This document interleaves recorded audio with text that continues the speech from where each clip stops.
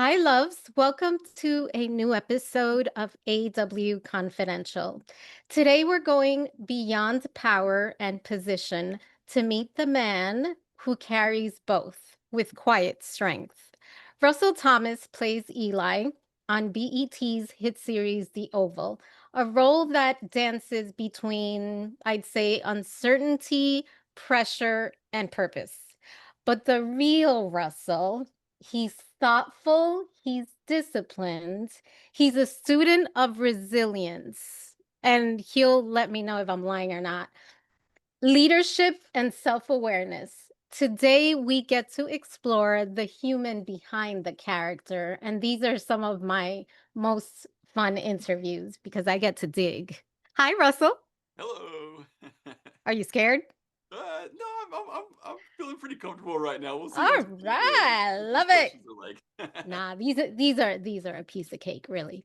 Sounds good. So you've been playing Eli for some time, hmm and this character goes through moments, as I mentioned, of pressure, uncertainty, and responsibility.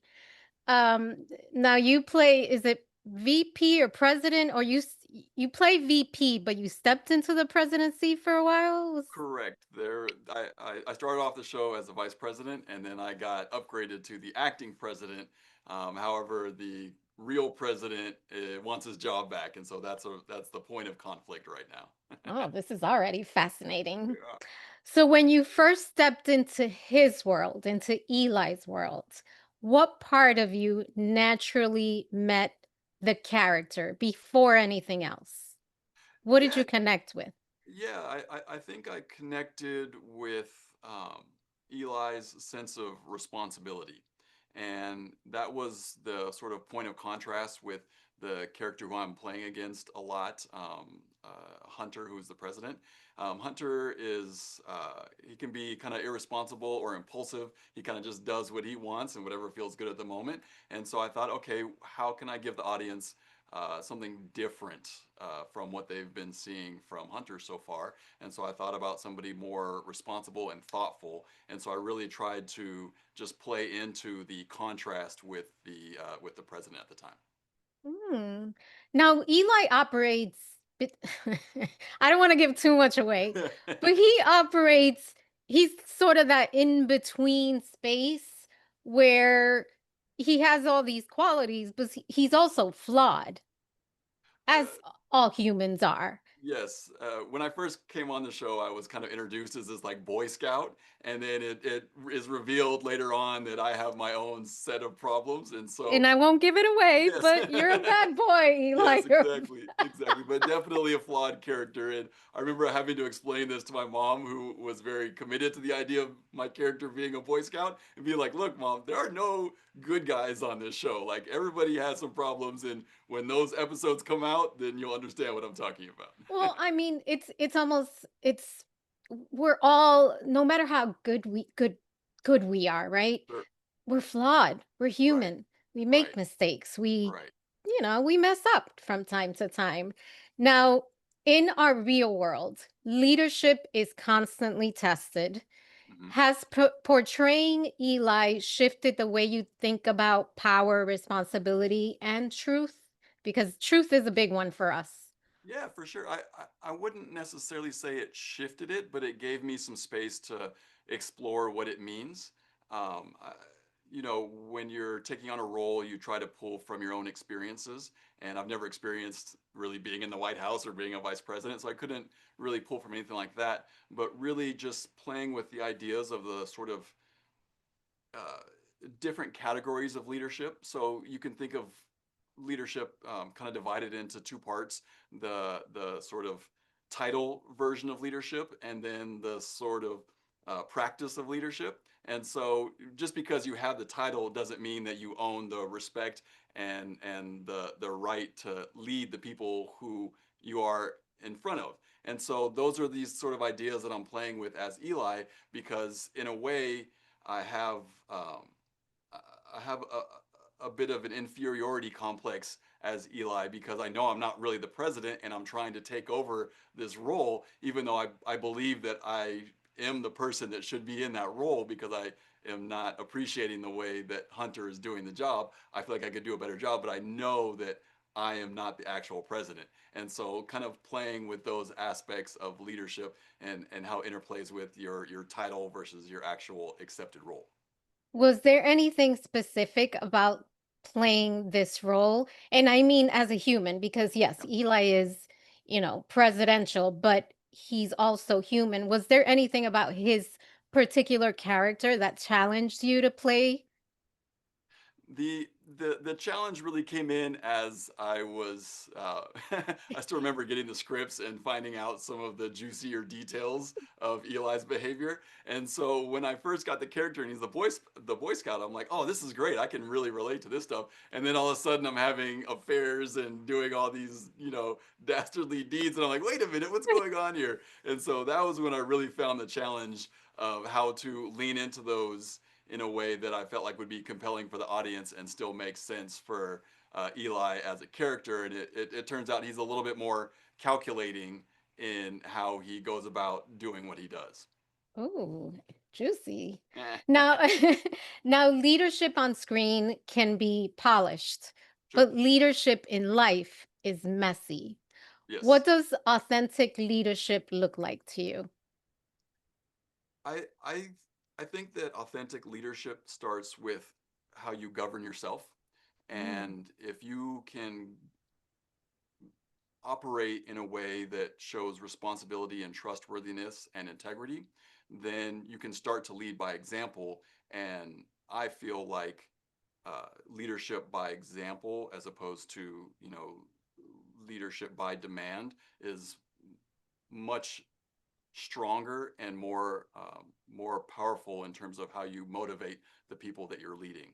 And so it starts with being honest about yourself, being honest about what your strengths are and what your weaknesses are. One of And the hardest things to do, by the exactly, way. yeah, it can be a real challenge, and understanding that people that can supplement your weaknesses aren't a threat to you, and that if you can build those relationships in a way that is beneficial, then it helps everyone involved and gives you the best opportunity for success. So I did cheat. I have seen an interview or two, and I just listened to what you said, and I sense that you have a great deal of self-awareness. Is that accurate? I think so. I try to do that, and I think that's actually part of my journey and craft as an actor, is to understand myself. Because that's really our tool and our instrument is ourselves. And so once you kind of understand how you operate and the things that drive you to move one way or the other, then it can start to help you in your journey to be a better actor. And as such, I feel like I've tried to develop and cultivate a sense of self perception and self awareness.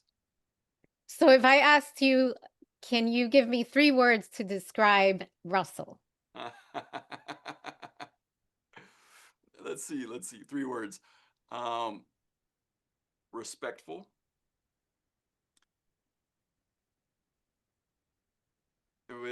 even keeled. So that's really 2 words, but like kind of one term, right? Even keeled and watchful. Interesting. Yeah. Watchful as in you're more when you walk into a room, you're more of come in as in um you observe as opposed to Right. just I'm gonna observe first and kind of Mm. get a sense of what's going on, and then I'll ease my way into the conversation or whatever's going on. Would your mom agree with with those 3? I think so. I think Okay. so. Okay. Okay, fair, fair. How do you bring those qualities into a character who lives in a world of secrets, strategy, and immense pressure? Sure. Oh, I think that last one, watchfulness, is a very important one. So I tend to think of, if you kind of turn that up to 11, it turns into a little bit manipulative and calculating. And that's really where I'm starting to feel that Eli is moving into, especially in the more recent episodes, as he's really, the struggle for the presidency is really starting to heat up.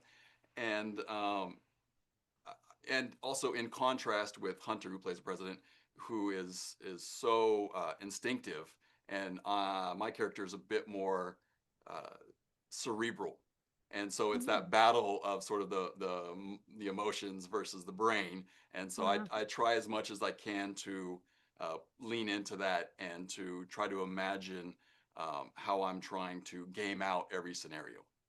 Are you more cerebral? Russell. Is Russell more cerebral? I think I could accept that. I like Okay. to imagine that I have an emotional side, but definitely I tend to lean on my intellectual side as much as possible. The emotions part can get a little scary at times. So, Oh, it's scary how? well, like you can say things like no one's ever said something they've regretted because they thought about it a lot, right? Usually you say something you regret out of emotion. So like those kind of things where it's like where you're afraid to lose control or you're afraid to get hurt. So in that sense, it can feel more comfortable to try to approach everything from an intellectual angle. Would you say that's a flaw or it's I a I I wouldn't look at it in terms of like a strength or weakness, but more as trade-offs. hmm, Right. And so there's in anything there are strengths and or there are trade-offs. There are things that are beneficial, but at the same time they carry with them, possible shortcomings. And in that sense, there's definitely shortcomings from trying to approach things from an intellectual angle.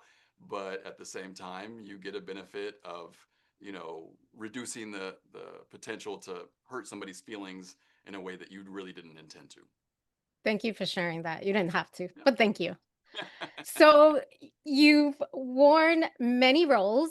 I think I read somewhere that you were a Pac-10 football player. Is that Yes, right? yeah, back in the day, That's yeah. that's pretty that's pretty back in the day. You're like what, 35? Yeah, a little bit more than that, but thank you, thank you. So you were a football player, you're an actor, you're a Mhm, storyteller, and mhm. I think you're sort of dabbing into, is it producing, directing? I've done a lot of different roles in film and television. I actually got my start doing stunts, doing football stunts of all things. So my No football career kind of way. bled into my film and television career. So that was pretty cool. And I've worked in lots of different positions, like film crew positions, behind the camera kind of stuff. And I've written some things. And I love every aspect of film making and television. And so anything I can do to kind of add skill sets and add different arrows to my quiver, I'm very happy to pick up those Wow, skills. I am impressed. How has this journey, especially I think one of the things I've had to learn as a creator, whether it's podcasting or my writing, Sure. it's rejection. And I'm still working that muscle because Yeah. it's hard and I think as I move away from living in my ego, it gets easier for Sure. me. It's not Sure. that it's easy. It just gets easier because I'm sort of detaching from my ego. And in this industry, just being a creative, it's part of the game. Yeah. So how has rejection shaped the man you are today? Because I think that does play a role. I think it could go both ways, really. For me, it's sort of forced me to be more bullheaded as far as, like that's what I want. I know what I want and I'm gonna get it.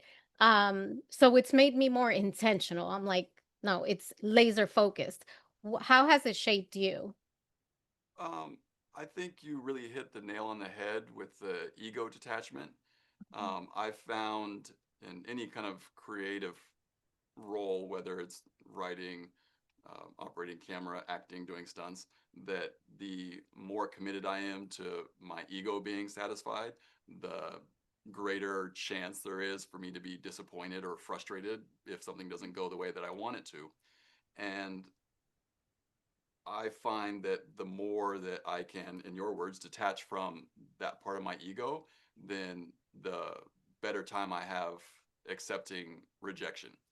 Um, on top of that, I think it's very helpful to have clear, objective goals that you can kind of use as little milestones. You know, what I mean, like sometimes people say, "Oh, I," just in terms of of Hollywood and film and television. Oh, I want to be a big star, and the gap from where they're at to where they want to be is huge, and there's sort of no intermediary steps there. And so being able to understand, well, what do I need to get there, and what does that actually mean to be there, and how do I create within myself the value proposition that makes it worthwhile to have me on that project in that role, then it's on me, as opposed to feeling like it's always on somebody else to make a decision to put you in that position.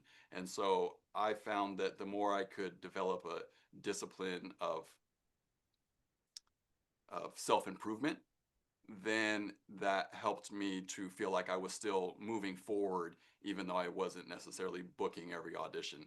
And then after a while, you start to develop a resilience to the rejection and just find different ways. For example, with acting, you audition a lot, and I always say you have to get 100 no's before you get a yes.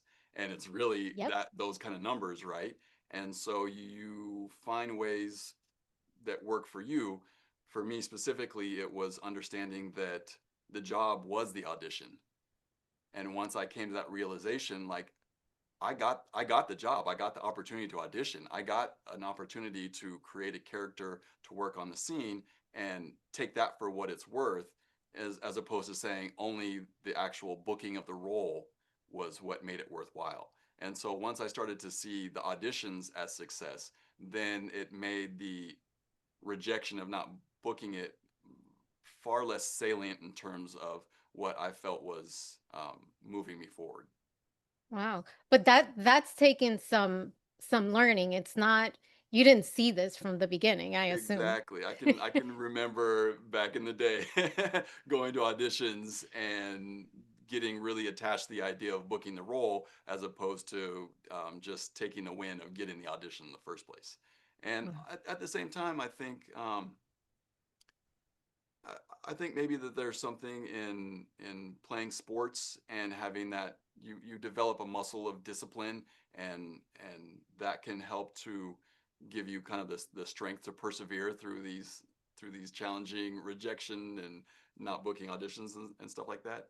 So I think that was a big part of it. And then I can imagine that if you are an actor and you get a lot of success early on in your career, but it's always up and down. And if you have a lot of early success, that could be actually detrimental. And so in a way, I can look at the lack of success, if I can put it in those terms, early on as a way to sort of build that resilience to rejection that was necessary to keep me in this career for 20 years. That's so I was gonna ask something, but Okay. I'll digress. Uh, my brain's just going as you were talking. I love it. I So, love it. so I believe that our experiences, as we know, they shape who we become.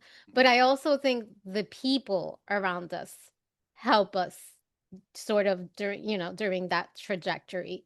For me, it's been it was my mom. My mom Yeah. was she was my friend, she was my spiritual guide, she was just so many things. Um, I lost my mom in 2023.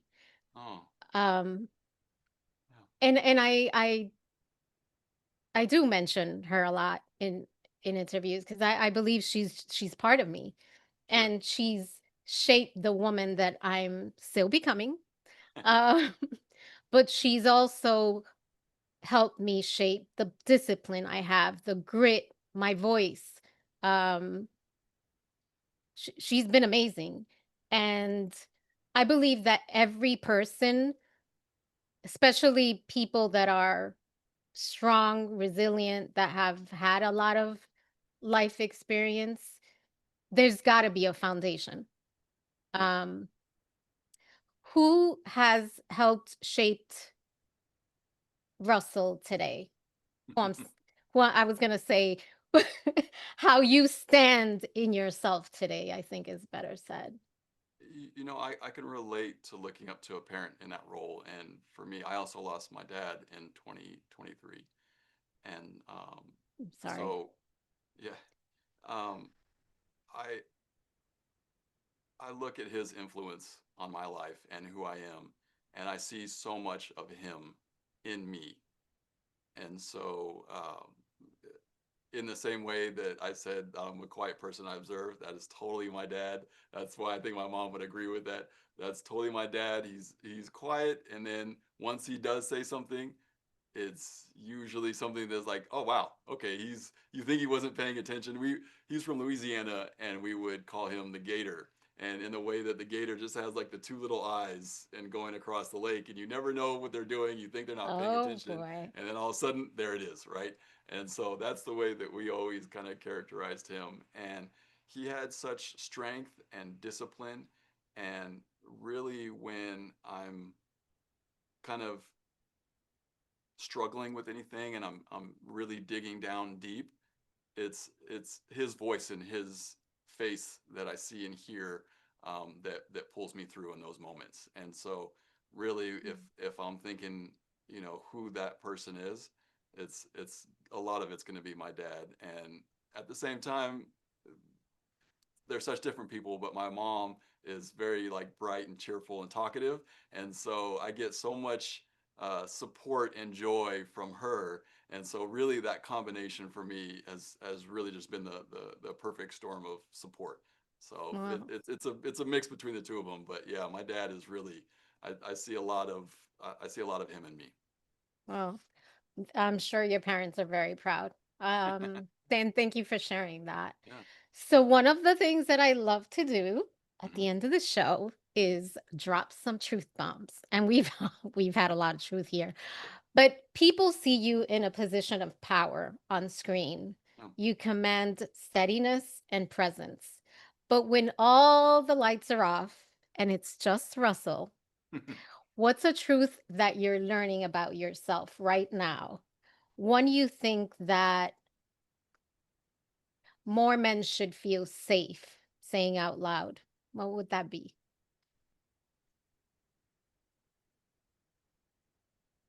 I would say that there's, I don't know how to quite package this yet because it's something kind of fresh and personal.